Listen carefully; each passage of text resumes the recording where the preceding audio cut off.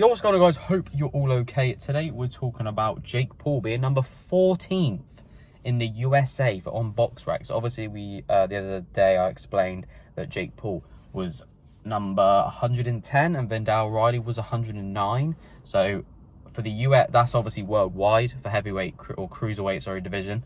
But in America, he has got the place of number 14th, even though he's only 9-1. He's only 9-1. Everyone forgets this.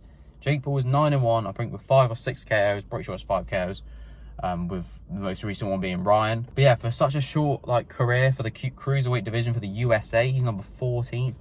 It's got to be to do with his social media status, because if he wasn't a social media star, no one knew who Jake Paul was. Obviously, if he wouldn't be having these fights that he would be having. He wouldn't have fought Tyron Woodley. He wouldn't have fought Ann Silva. He wouldn't have fought Tommy. He could have fought Tommy Fury, maybe, depending on the situation.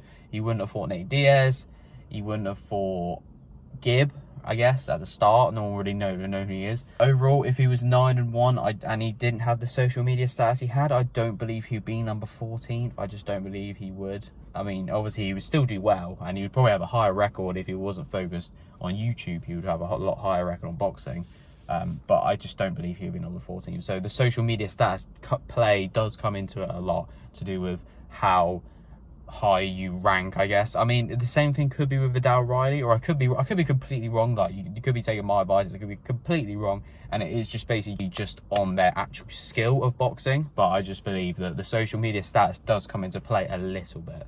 I'm not really sure what Tommy Fury is, but obviously he's British, so it'll be a whole different ranking scale. But I'm guessing he's got to be near top 20, I guess. In the UK, essentially, we have a lot better or known boxers in the cruiserweight, or a lot of people that are heavy boxers, if you know what I mean, like heavyweights. We don't really have many famous lightweights, I'd say, or anything like that. We're more heavy on the boxing, I guess, in the UK. But in America, there's a lot less of the heavy and more of the slimmer, which kind of doesn't really make sense if you think about it. But anyway, let me know what you guys think of Jake Paul being number 14th in the USA. Do you think he deserves that spot? Or do you think the social media status play does come into it a little bit? Let me know what you guys think. I'll catch you guys in a bit. Take care. Peace.